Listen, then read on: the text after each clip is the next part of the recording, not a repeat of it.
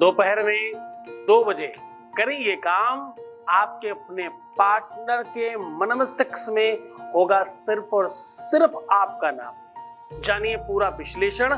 दोपहर में बच्चों को घर से बाहर नहीं जाने दिया जाता। दोपहर में कहते हैं कि बाहर की हवाएं थोड़ी तेज हो जाती हैं। मैं बात कर रहा हूं परालौकिक शक्तियों की। कुछ स्पेशल होता है उस टाइम पर। पूरा का पूरा विश्लेषण बता रहा हूं।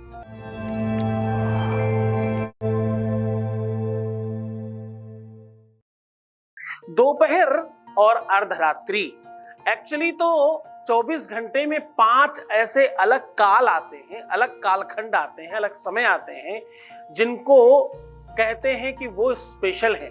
इसलिए मुस्लिम 5 वक्त की नमाज पढ़ते हैं और हिंदू 5 टाइम पूजा करता है। जो प्रबल हिंदू हैं, जो हिंदुत्व को समझते हैं, जो ब्राह्मण है, वो 5 टाइम संध्या करते हैं। 5 वो प्रहर हैं ये जो कहीं ना कहीं संधि को संसर्ग से जोड़ रहे हैं। एक चीज दूसरी चीज से मिल रही है और किसी चीज को जन्म दे रही है। ये बिल्कुल उसी प्रकार से है जैसे चूना और हल्दी आपस में मिलके लाल हो जाते हैं। यही प्रेम कहलाता है। यही वो विषय है जो प्रेम को जन्म देता है। यही वो विषय है जो 100% प्रेम को समर्पित होता है। अब बात समझिए कि अर्धरात्रि हो, 12 बजे के बाद बड़ा अजीबोगरीब समय शुरू होता है। लोगों के जहन में भी ऐसी बातें हैं। ये 12 केवल रात्रि में ही नहीं, दोपहर में भी। आपको पता है पुराने लोग अपने बच्चों को, स्त्रियों को, लड़कियों को, बच्चियों को दोपहर या रात्रि 12 बजे बाहर निकलने नहीं दिया करते थे कि नहीं बाहर मत जाओ, हवाएं चल रही हैं और बुरी चीजें हैं बाहर। तुम्हारे जीवन में जितने भी कुयोग हैं, जितनी भी वेदना है, विरह है, आपकी अशांति है, अनिद्रा है, संताप है, क्रोध है, आप अंदर से बहुत एकाकी महसूस कर रहे हैं। आपको कोई छोड़ गया है, आपका रिश्ता खराब हो रहा है, आपका लव, आपका प्यार, जहां पर भी बच्चों दिक्कत है, उन सब चीजों को ठीक करने का अद्भुत साधन दे रहा हूं आज। इसे बहुत गौर से करना। ये अपने आप में पूरा का पूरा तिलिस्म है। बस तुम इसे कर ले जाओ ठीक से, फिर तुम ही तुम हो, तुम ही जीतोगे और कोई नहीं जीत सकता।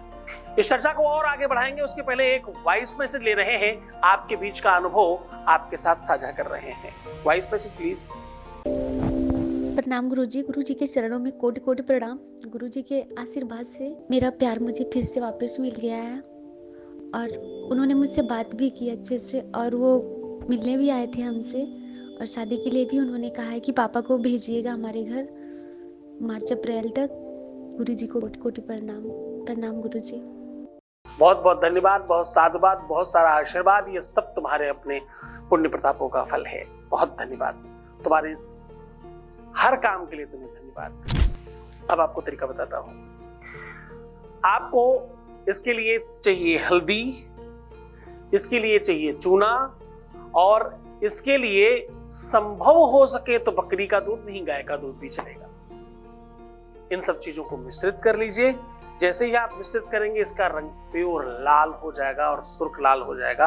आपको चूना उसी अनुपात में डालते रहना है जब तक हल्दी बिल्कुल सुर्ख रक्त के कलर की ना हो जाए, आपके ब्लड के कलर की ना हो जाए, तब तक उसे चूना उसमें बढ़ाते रहिएगा। चूना वही जो तंबाकू इत्यादि में लोग घिस के खाते हैं, उसकी बात कर रहा हूं। अब कंप्लीट बन जाने के बाद इसको थोड़ा सा हल्का गीला रखिएगा। इसमें दोनों अपने हाथ छाप करके एक कागज में दोनों हाथ छाप दीजिए। हाथ आपके रंग जाए उसके पहले ही एक सूती धागा 7 बलिस्ता नाप लीजिए। बलिस्ता कहते हैं अंगूठा, और ये सबसे छोटी वाली उंगली ऐसे सीधी कर दी जाए तो जितनी जगह होती उसको 1 मानते, 1 फिर 2 फिर 3 फिर 4, ऐसे करके 7 बार नाप लीजिए। और उस धागे को इसी दोनों हाथों के बीच में चिपका दीजिए। इसी लोशन के साथ, इसी व्यवस्था के साथ खूब सारी हल्दी चूना लगी हुई उसी के ऊपर रख दीजिए और 20 से फोल्ड करके ऊपर से रबर या कोई चीज लगा दीजिए ताकि ये खुले ना। इसे पीपल के या बरगद के वृक्ष के नीचे दबा दीजिए। ये काम आपको 2 बजे करना है। इस मिट्टी में जब आप दबाओगे ना तो एनर्जी का प्रादुर्भाव होगा। वो परालौकिक शक्तियों को आप आवाहित कर रहे हो इनडायरेक्टली, वो आपके काम में लग जाएंगे और आप सफल हो जाएंगे। तो मुस्कुराओ, सुंदर बनो, हर आधे घंटे में प्रणाम करके पानी पियो, अपना खूब ख्याल रखो, जितना ज्यादा हो सके उतना मुस्कुराने की कोशिश करो। तुम्हें सिर्फ अपना ख्याल रखना है। मैं तुम्हारा, तुम्हारे प्यार, व्यापार, परिवार सबका ख्याल रख रहा हूं। ओम नमः शिवाय।